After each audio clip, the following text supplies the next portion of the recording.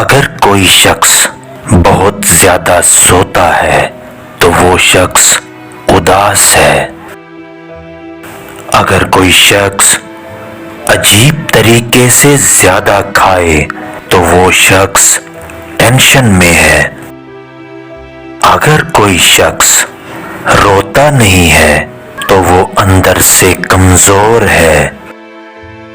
اگر کوئی شخص چھوٹی چھوٹی باتوں پر غصہ کرتا ہے تو اس شخص کو محبت کی ضرورت ہے۔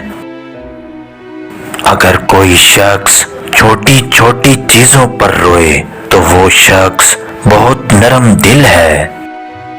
اگر کوئی شخص کم بولتا ہے لیکن جب بولتا ہے تو تیزی سے بولتا ہے، وہ شخص اپنے اندر بہت سے راز رکھتا ہے۔ اور اگر کوئی شخص بہت زیادہ ہنستا ہے، غیر ضروری باتوں پر بھی ہنستا ہے، تو وہ شخص اندرونی طور پر انتہائی اکیلا ہے۔